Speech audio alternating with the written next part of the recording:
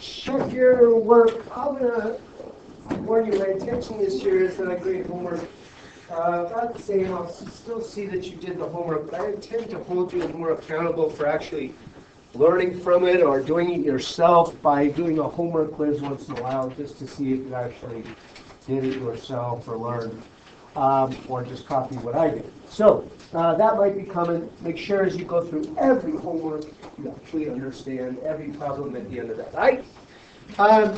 What I was looking for, I might have called for a little reading of my mind, but I was looking for instantaneous rate of change. Simple rate of change is not satisfactory. Average rate of change is not a derivative. Okay, so instantaneous rate of change. If you thought visually, I would also take tangent line or tangent slope. That would be fun too. The y values are changing there. It's basically steeper here than it is there. This is how I would visually just, where's the slope steeper? Steeper here. An expression for the slope would be the change in y using function notation. That would be like f at 4 minus f at 0 over 4 minus 0. That line, the line between 2 points, what's it called? The secant line. And the slope is the average rate of change. When you take slope between 2 points, it's average rate of change, not instantaneous. To find the slope between 2 points or average rate of change, you can always just do the change in the function, which is the change in y, the rise, over the change in x, the run. Depending on if you're using actual numbers or variable points, this might look slightly different, but all of these are difference quotients or slopes, average rates of change. All right. You can get change at a point. Now that's theoretically impossible. You can't get slope through one point. There are infinitely many slopes at a point, but you can start to approach the slope at a point by taking the slopes as the 2 points get closer and closer together and say what happens as you get closer to the points get closer together. That's the whole idea of the derivative. You can get a change at a point, which we call, we'll get through quicker if you speak, the derivative, yes. By moving one of the points closer and closer to the other. The first two, this cannot be done. Why not? Because there's no variable. Yes, I'll take no variable. Or because 0 and 1 don't move.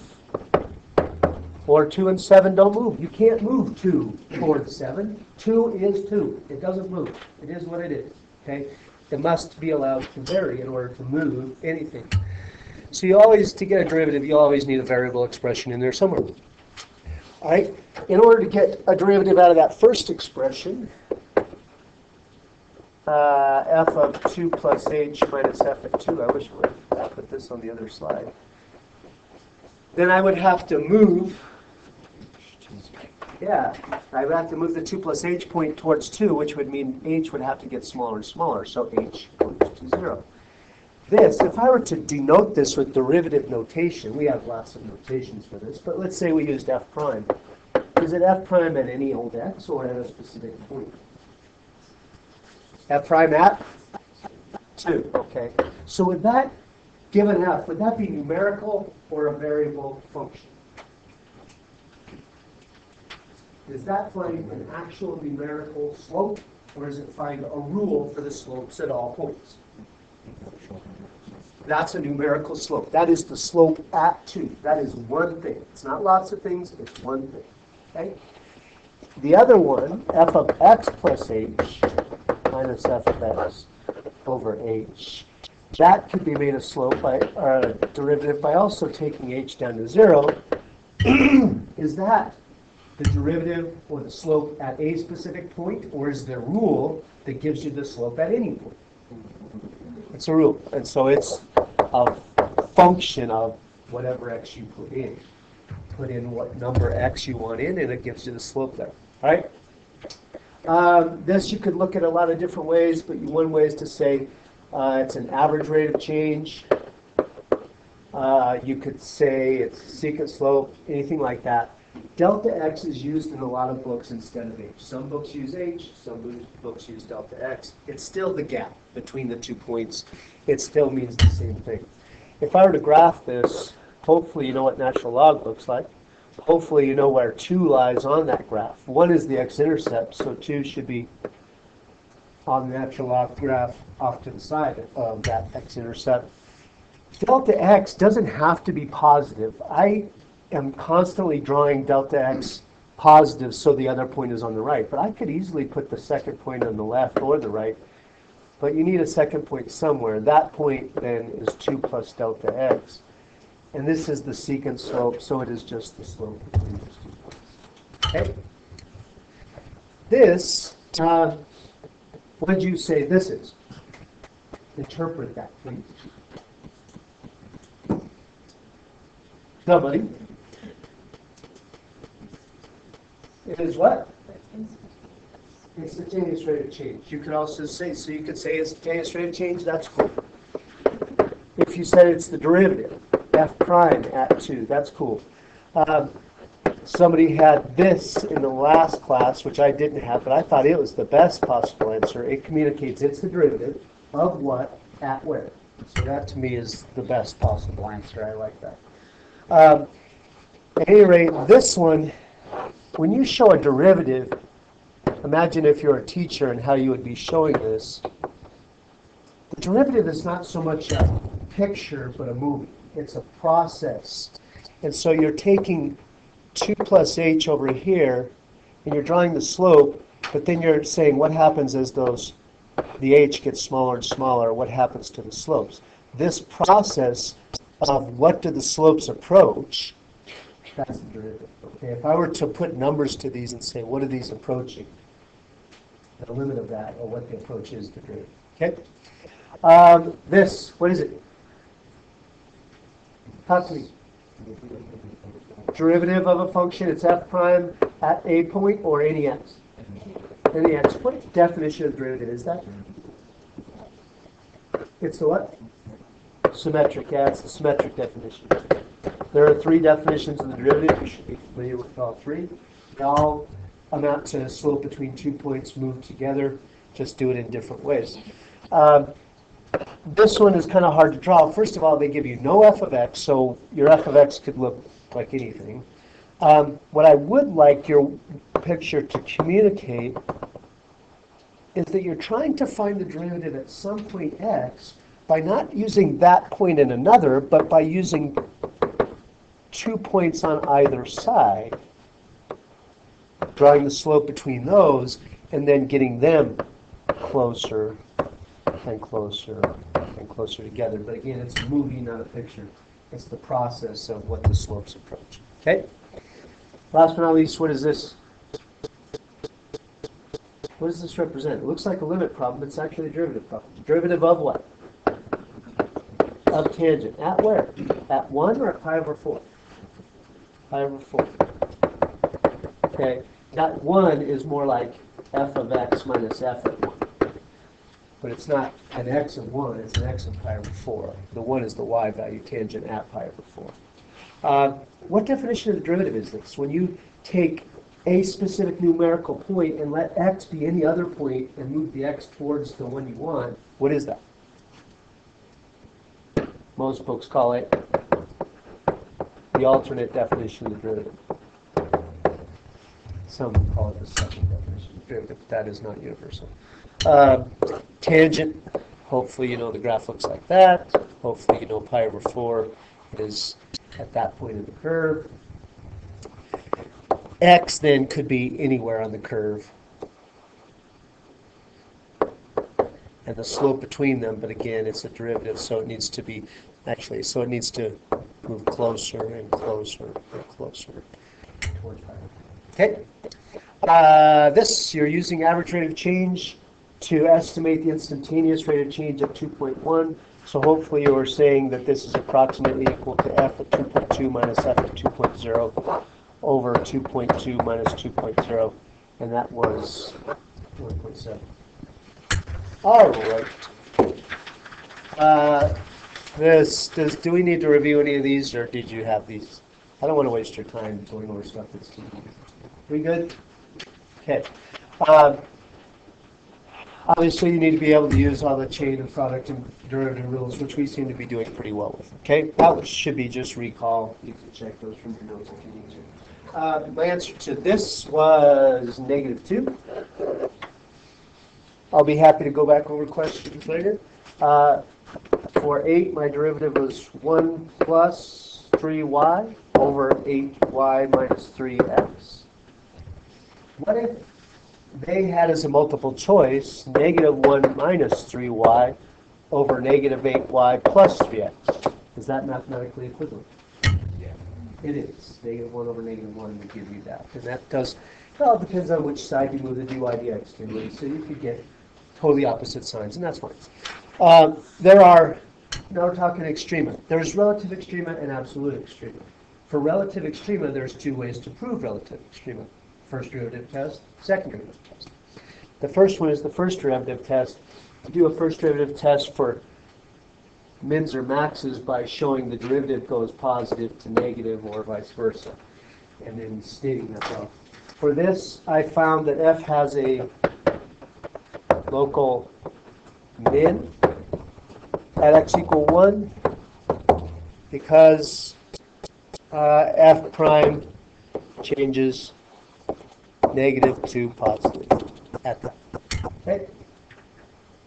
It is not true to say that that is an absolute min because x to the 7th would surely approach negative infinity as x goes to negative infinity, so it's not the absolute min. It's just a local min. Okay. Just real quick, check that you didn't make a very common mistake. Sometimes people will say, I assume in an attempt to be more exact, but it's actually bad. If you said f has a local min at x equal 1 because f prime at 1 changes negative to positive, well, you just lost it. Why is that not okay? F prime at 1, is it a function or is it a number? A number. Does a number change? That's a constant. It's, by definition, constant. So can it change negative to positive? No. Okay, so you don't mean f prime at 1, of 1. You mean f prime, the rule, the derivative at points changes from negative to positive. All right, second derivative test works a little different. Instead of talking increasing to decreasing kind of behavior, it starts by saying, all right, find a place where it's flat. F prime equals 0. The second derivative test doesn't work for a case where it's a critical number based on the derivative not existing. The second derivative test fails there. So it's only going to work on flat part critical numbers. Then you use the second derivative sign to say, is it concave up or concave down at that point, to conclude, is it min or max at that point, or neither. So that's the idea. I found, or my conclusion, jumping straight to the conclusion, was f has a local max. Now here's where I started to run into some trouble. Read carefully. Sometimes they'll say, what's the max? Sometimes they'll say, where's the max? Do they want what's the max value or where's the max value? What? So do I report a y or an x?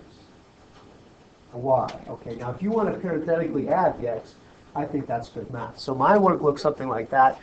A local max of 1 over e, and I parenthetically said at x equal 1, because f prime at 1, now this is not around 1, it's at 1. What is happening exactly at that point? Not around that point, at that point. F prime at 1 is 0, and f double at 1 was negative, implying it's flat and concave down there. That's what makes a max.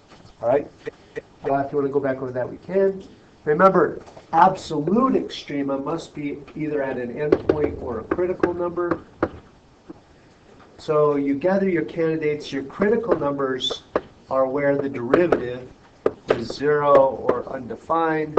So my candidates were x equals -3 and 2, the endpoints, and -2 and 2, the critical numbers. Then you let them fight it out. F at -3, F at -2, F at 2. And the absolute min can only be one of those numbers, so you just choose the least. And my absolute min was -15. Okay, it did say the absolute minimum value of f. Not where, what. Inflection points. If you say where f double is 0, would you please cross that out and put a frowny face? Because you stink. It's where f double changes sign. Okay? Now, surely you start by finding where it's 0, but then you do not stop. You continue on and say, is it also changing sign there? And I found 3 places the derivative, second derivative changed sign. My second derivative, by the way, was something like 60x times x squared minus 1, which does have 3 sign changes in a sign chart. Okay. Concave down, up, concave up is where f double is positive. So surely you need to find the second derivative, find the zeros, do a sign test. I found this concave up there. You have some graph knowledge, by the way, to check with. You could use a graph to check that tracks if you wanted to. We haven't done a lot of slant. That's got a slant asymptote, so you might be on a little shaky ground there. But by the end of the year, you'll be dropped. I don't know how much I hit this last semester, so I don't know if you were totally lost or you had an idea on this, but my estimate here was 4 9/10. I guess I can also give you my tangent line. My tangent line was y minus 5 equals 1/10 x minus 25, and therefore my estimate was 4 9/10. Now, again, I don't know if I hit that much or at all, so if you want to come back over that, we can do that. Local linearization is just another way of phrasing tangent line. A curve, assuming it's differentiable, looks locally linear if you zoom in enough. And so you can say it kind of behaves sort of linear in a zoomed in region and use a line to estimate behavior in a small region. So if you found a tangent line, my tangent line, where's my tangent line? My tangent line was y minus 0, which obviously I didn't need to write, equals negative 9 times the quantity x minus 3. That's my tangent line.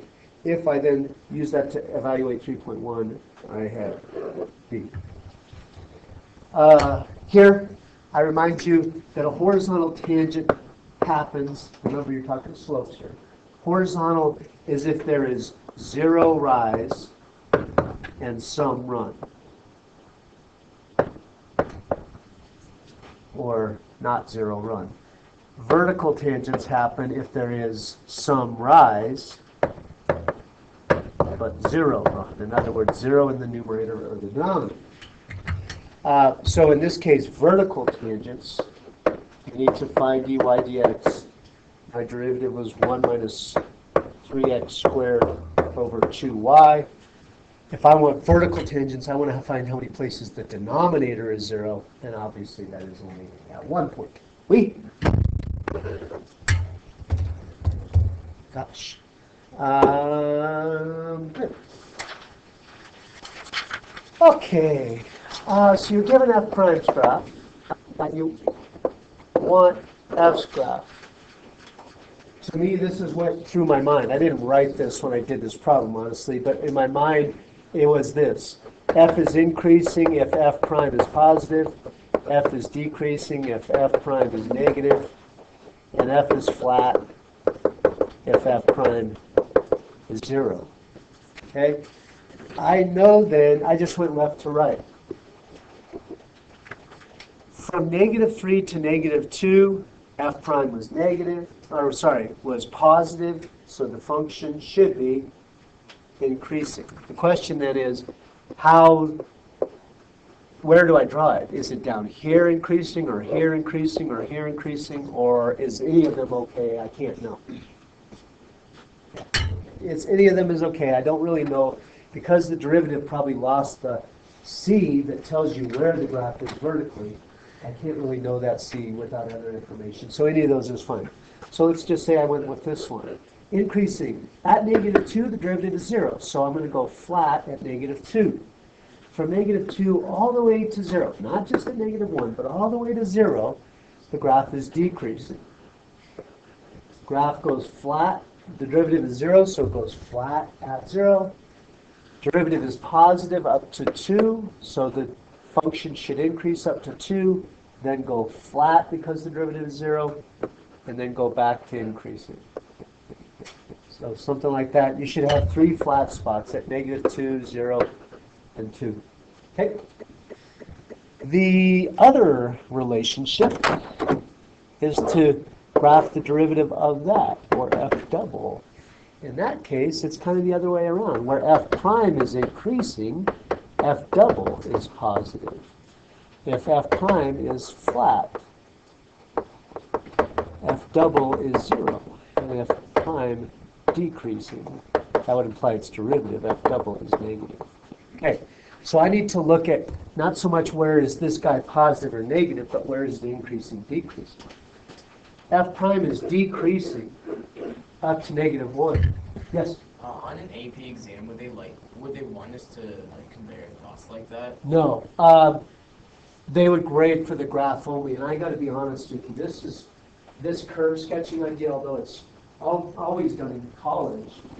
There's only been one of these on the AP exam. It was so hard to grade that they haven't put one on again in 10 years. So it's not an issue. It's mostly, this idea mostly shows up in a multiple choice setting. That's a good question. So it's decreasing up to -1, which means the second derivative is negative up to -1. The derivative is increasing from -1 to 1, which means its derivative is positive from -1 to 1. Oops, it should be smooth. The derivative is decreasing to 2, so the second derivative is negative to 2, and then flat. And then the derivative is increasing, so its derivative, second derivative, is positive. So the curve should look like a cube, and it's preferably smooth, not all choppy like mine was. Just curious, did you get 18? 18 had a very low average when it was on an AP test. What did you get for 18? It is C. Good for you. How'd you do it? I just looked at, do you graph the point? I had 2 different approaches to this. Some people just graphed it. They said, oh, let's give it to me. Now that's kind of tenuous ground there. What do you mean you look at it? I don't know, I just looked at the numbers. What did you? So I guess a more scientific approach to me would be, if you look at the second derivative, it's going up by 3 each time, yeah? Now, does that mean that there's no change in the second derivative, or the second derivative is changing in a constant way? Constant way. So if I were to graph the second derivative, what was the graph of the second derivative? It's linear, yeah, it looks like this. Okay? Now, if the second derivative is linear, or x to the first, then if I integrate to get the first derivative, it would be parabola, and f itself would be integrate again, x cubed. So I think that was the intention. The way I did it is like the concavity changes once. So you looked at the change in the changes? Yeah. Oh, that's interesting. Okay. I like it. All right. This one kicked some of the students in the second period's butts. The answer was √7/2. Okay? I'll be happy to go over that in more detail.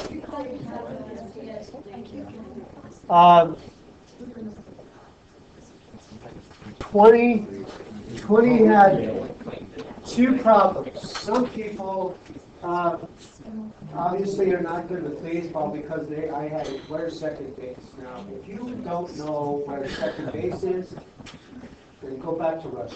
Because that's ridiculous, okay? Come on. You are in America. You should know some baseball basics. You shouldn't be allowed to be able to vote or be a citizen if you don't know anything about baseball.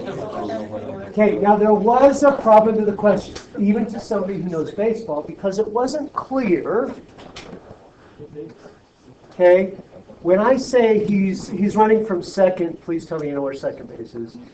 Okay, so he's running from second to third. So here he is going this way. It says he's 30 feet from the base. Now you might have asked, which base? and that is my bad, sorry. My intention was that he was 30 feet from his destination third base, okay? If you did it the other way, I apologize. I didn't do it both ways, but my intention was when he's 30 feet from third. If you do it that way, then the process I would have liked to see, when you do a related rates problem, it's good math to say what's given and what do you want. You should always, in a sciencey kind of way, establish what's given. If I call this X, a picture really must happen to know, to communicate what's your X mean. Without a picture, X means nothing. I'm letting X be the distance from third base rather than from second base. It's much easier to draw a right triangle if you do it that way, I think. Otherwise, you'll have to find the hypotenuse and draw it a second, which is not awesome. So it's best if you say something like this. You know that he's running 28 feet per second. Now, doesn't that mean that X is going to change with that kind of rate? Is X going to increase or decrease? Based on my picture. Decrease. So dx dt actually is negative because X will decrease, its rate of change is negative, 28 feet per second. They want how fast the distance between the guy and home is changing, which obviously is also going to be decreasing when he is 30 feet from third. If you do it that way, if that's how you understood the problem, then you should hopefully get something like dd dt is negative 28 over root 10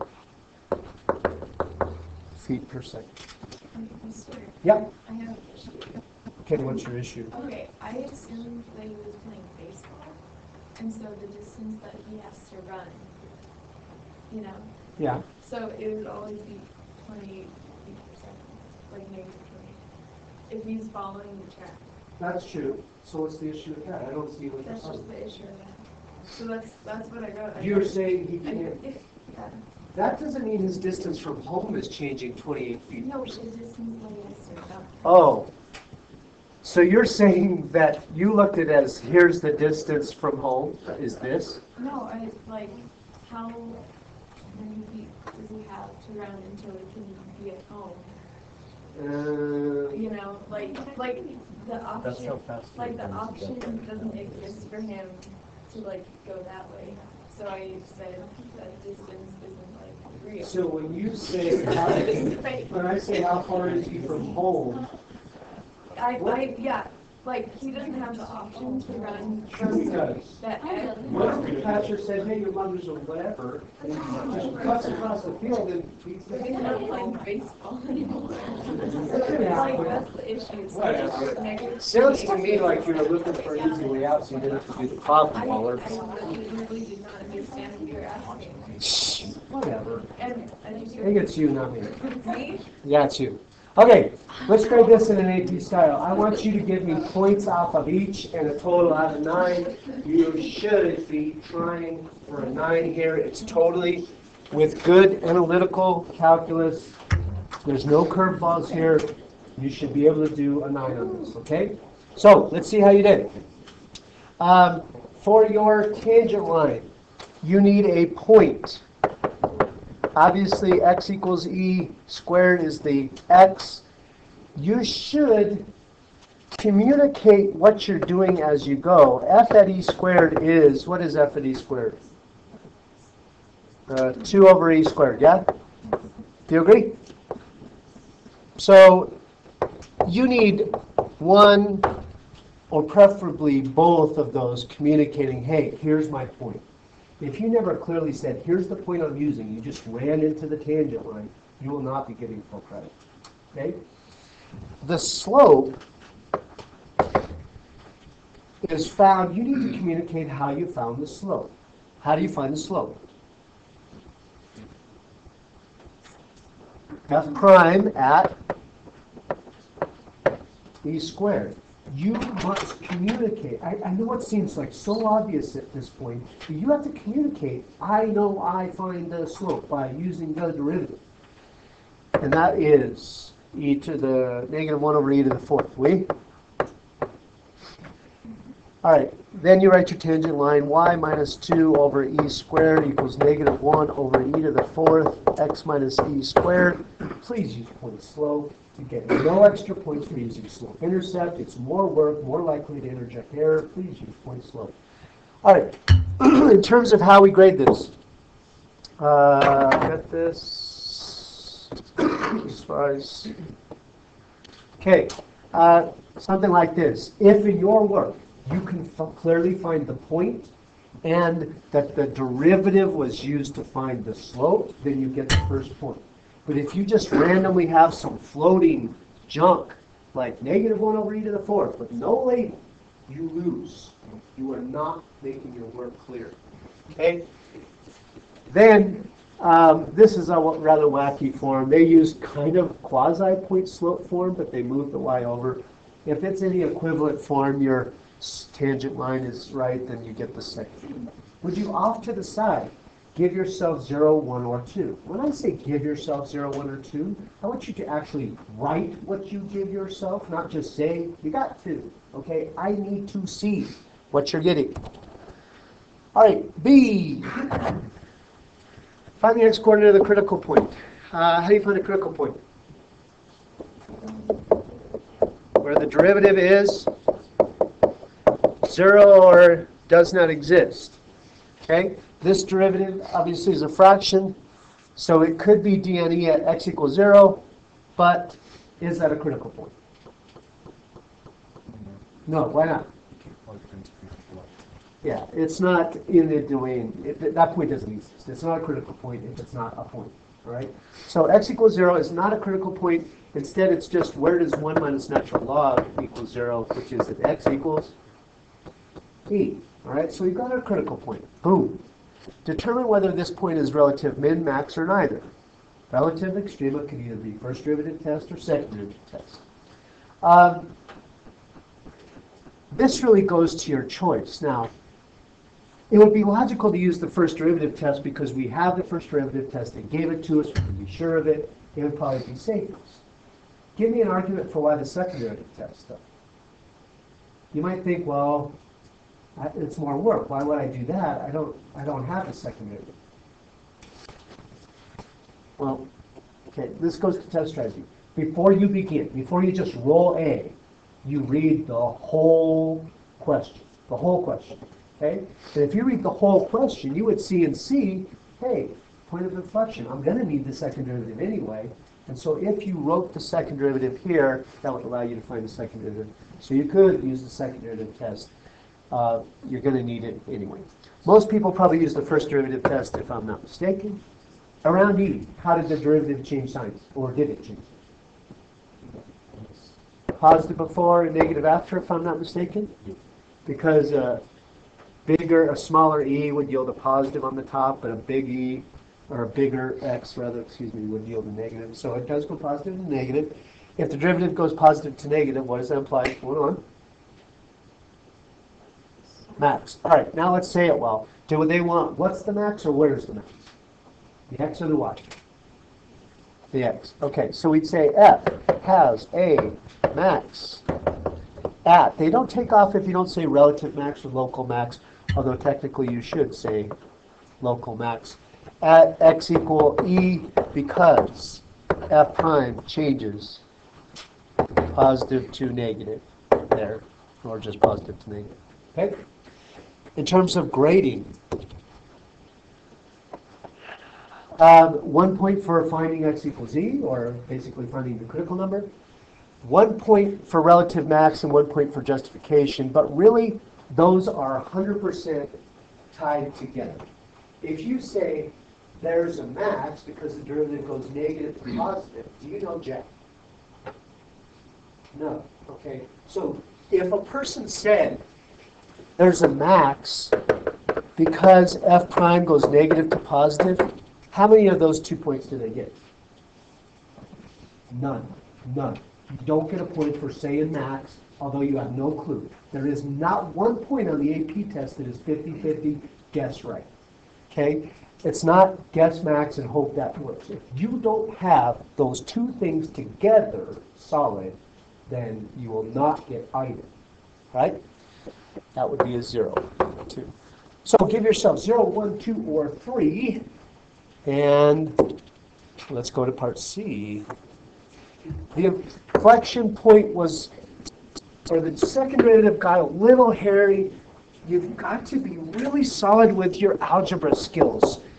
The biggest source of loss points is not calculus in these problems, it's algebra. The second derivative looks something like the quotient rule. I need to look at that. X squared, 1 minus natural log of x, minus, not plus, low d high minus high, low d high, dummy. Sorry. Negative 1 over x minus high below over the square of what's below. Okay, so we need to first, we will find where it changes sign, but first we need to find where it's 0. The cleanup on this looks something like, depends on how fast you went, but I got something like negative x, and I kind of distributed negative 2x in, so I got negative 2x plus 2x natural log of x over x to the 4th. That's a 4. Negative 3x, and I could take an x out. So I took an x out, and I had negative 3 plus 2 natural log of x over x to the 4th. We? So hopefully you got one point where it could change signs, and that is at negative 3 plus 2 natural log of x. X equals 0 is not an issue because it is not in the domain. So that is at x equals e to the 3/2. Does it change signs around e to the 3/2? So by it, I mean the second derivative. It does. Yeah, negative to positive. Now you, as opposed to the first derivative test, you don't have to be specific about how it changes. They don't care about how it changes. It just needs to change. And so you would, actually I don't even think they asked you to justify. So if you just had x equals e to the 3/2, you're golden. But the reason would be that because the second derivative changes signs. The points there. This is pretty generous. If you did the second derivative correct, and by that, I mean it was correct at the beginning, not after you did your algebra. If you had your second derivative correct, you earned those first 2 points. Now, the third point was for, did you clean it up, find x equals e to the 3/2. X equals 3 of it, e to the 3/2. That's the third point. So give yourself 0, 1, 2, or 3 there. 2 for the second derivative. 1 for the x equals e to the 3/2. The last one was, to me, they were too generous with their point breakdown here. There's f of x. Natural log. Draw yourself a graph if you're not sure. Here's natural log's graph. As x goes to 0 from the positive side, what does natural log go to? Negative infinity. So the top goes to negative infinity, or think negative large. The bottom goes to 0 from the positive, so small positive. Don't be in a rush. Just think about it, okay? Start with the sign. What's negative divided by positive? Negative, okay? And what's a huge number divided by a small number? If I divide a billion by a billionth, it would be really, really super big. Yeah, I'm dividing a billion into a billion parts. That's a lot of parts. Okay, so it is approaching negative infinity. Now, to me, that is really the only answer, but they are very generous in that they took D and E. I hate that, because I would get people saying, oh, just plug in a 0 in the denominator, it doesn't exist. That's crap. That's not a limit at all. You're not approaching anything. Okay? So, technically, if you wanted to grade this in an AP style, it's negative infinity or does not exist. But I think if you wrote does not exist, you stay. Okay? Give yourself 0 or 1 there, and give yourself a total out of 9 off to the side, and write your total out of 9 off to the side. All right. Other questions? Are questions going back on some of the ones you missed? 19. 19, okay.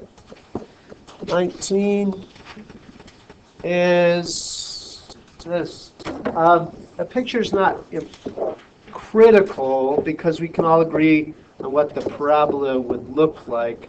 But to me, gosh, it's super useful. Here's the point 2, 0, or 0, 2. 0, 2, right? 2, 0 would be stupid. 0, 2, I think, if you were to look at the distances, here's the distance from the point to the curve, and here, and here, and here, and here, and here, and here, and here. If I were to graph those distances, they would probably, when x equals 0, start at 2, then they seem like they're getting smaller, and then they start getting larger. So obviously I need to know that, yeah? But that said, when you do an optimization problem, this is where you really need to start. What are you trying to maximize or minimize? And you're trying to minimize the distance. You cannot minimize Jack until you have an equation for that. So now you need an equation for the distance. How do you find the distance from on an algebra graph? Distance equals the old square root distance formula, right? Now obviously 2, 0, 0, 2 is a point. What's the other point? X, Y, yeah, it really could be lots of things. That's the hard part. It's kind of abstract to get that other point. So that would be the difference between the x's. X minus 0 squared, or just x squared, plus y minus 2 squared, yeah? Now then, I could go about doing calculus on that with 3 variables, but I'd rather not get it. Instead, I'd like to get it down to 2 variables by substituting in another relationship. What's another relationship between x and y that I could use so I could just get x only or y only? Yeah, y equals 4 minus 6 squared. So that's decision time. Should I use that to put in for y and make it all x, or should I use it for x and make it all y? It's definitely an easier way. Make it all y. Why is y better? Because x squared is already there, yeah? What's x squared equal to? 4 minus y. It's so much easier. Instead of plugging in for y, which would actually result in x to the 4, yeah. If you plug in for x squared, and then it's a little cleaner. So something like 4 minus y plus y squared minus 4y plus 4. Distance equals y squared minus 5y plus 8. This is pretty much as clean as I'm going to get. And then I start my calculus. That's really, this in essence is what this graph looks like. It's quasi-linear. After a while it starts to approach linear on the outside, but there is definitely, does that get you started in terms of, or should we continue? All right, so what's the derivative? Is this a derivative with respect to time, or is this just straight up derivative? Is there a time element to this? No, there's no. It's not related rates. Okay, people often confuse related rates problems with these. It's just d prime, or I suppose d dy, or however you want to call it. The derivative is that thing to the 1/2 would be, the derivative would be that thing to the negative 1/2. 1/2 comes down, that thing to the negative 1/2. Then by chain rule, derivative the inside. I need to know whether this is 0 or undefined. Now technically, I guess it could be undefined. Undefined if y squared minus 5y plus 8 equals 0. It would be a shame if you did too much work on that. I don't even need to do quadratic formula, any of that crap, because I know that's not happening. How do I know that's not going to happen? Where does this come from? What does this tie back to or represent? That's that. Is that distance ever 0? Look at the picture. Is that distance ever 0? No. Okay, that's never 0, so that's not an issue. if you see that, you don't have to waste your time trying to do the quadratic formula. Does this have critical numbers here? That's a waste of your time. That's not going to be zero. There's no critical number there. Okay? The derivative is 0, obviously, if the numerator is 0. Now, that's gold. That's at y equals 5 halves. I think you'll also agree that the derivative is going negative to positive there, positive to negative there, positive to negative there, positive to negative there. Not darn it, I need speed up button. Negative to positive there. Yeah, small y negative. Yeah, like that. So that is it. Then the last piece that you could get so far and then still fumble on the 1 yard line. Did the question ask what point is closest or what is the minimum distance? Minimum distance. Have I answered that yet? No. So where's the best place to go to find that distance? The distance equation that has y only is the best place to go. Then you don't have to find the x. You can just plug that into the distance equation, and that answer is your answer. Okay? Other questions? 14? Excuse me, just a second. You're slow on the drop, right? 14. 14. Yes. Okay.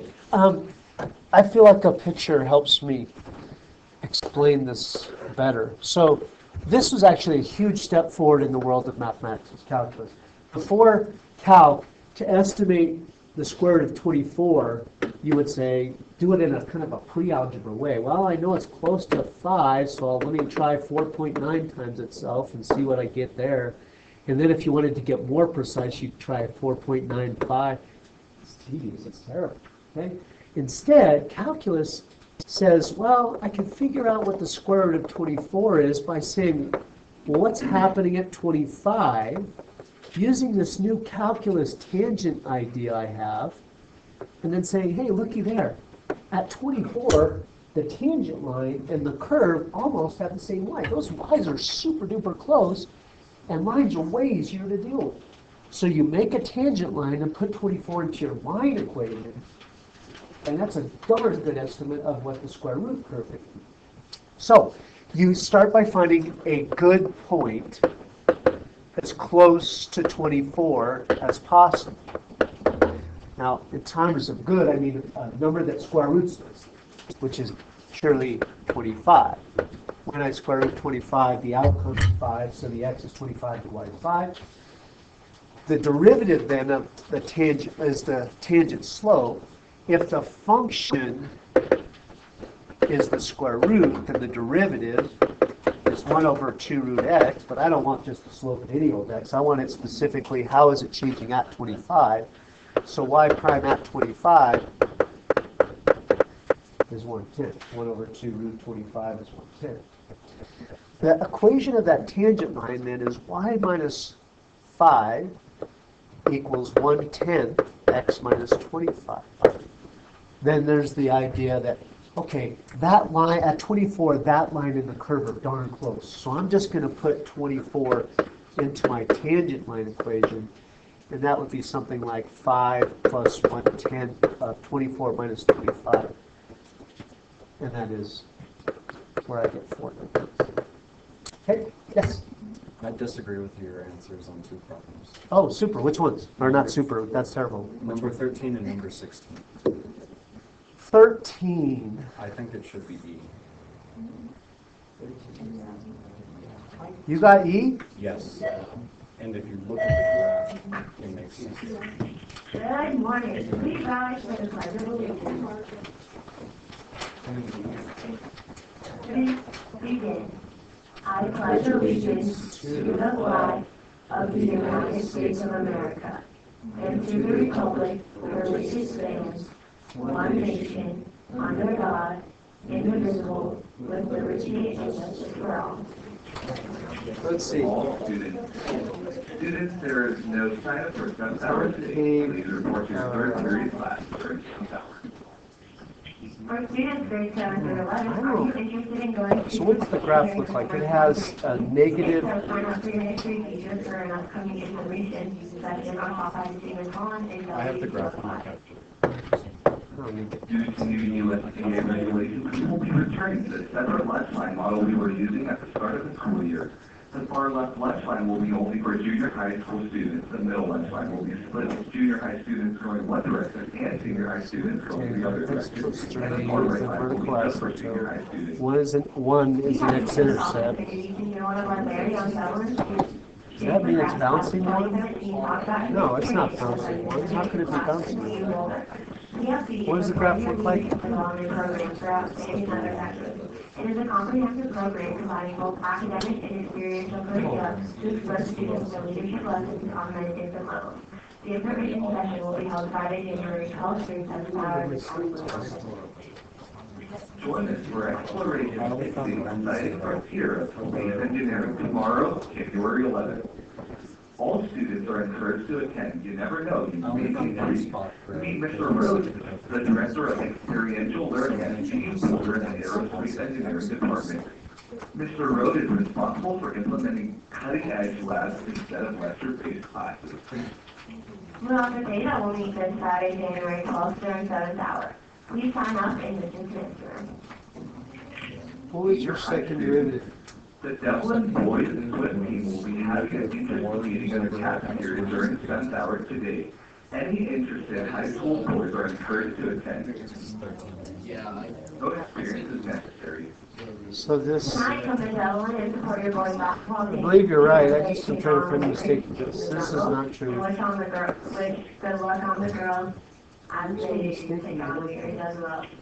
That's all your announcements. Have a great day. So 13 should be E. I believe you. What is the other one? I also disagree with number 16. Y 16. Let me see. 16. Do you agree with the derivative? I agree with the derivative, but there are three x's that make y equal 0. So if you put 0 on the original equation, you get 3. Okay, so this one I disagree with you. There are 3 points of vertical tangency is what you're finding, but there as far as the vertical tangent, actually, if it's vertical, those are different x's, yeah? So you are right. There are 3 x's that make 0. That make y equal 0. Man, you're good. So what if so I just focused on In fact, y equals 0. 0 is the derivative in the Basically, I was assuming it was a function, which it obviously is not.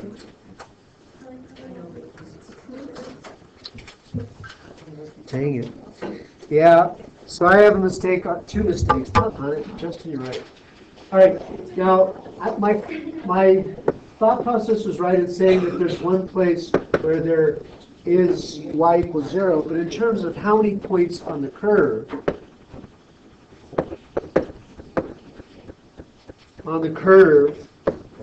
there's y equals 0, that actually is 3 points.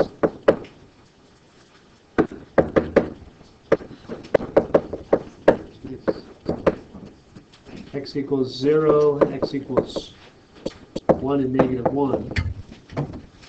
All of those then are vertical tangents because they all mean non-zero over 0. Boy, oh boy, oh boy. Okay. Mistakes with me. All right, thank you. You're right. Is it B or is Now it's B. It is B. Oh, dang. Sorry.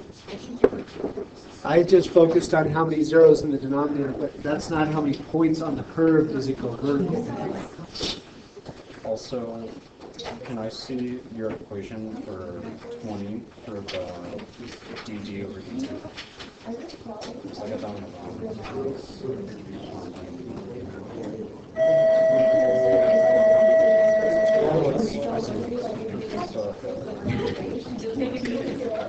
Have a good day.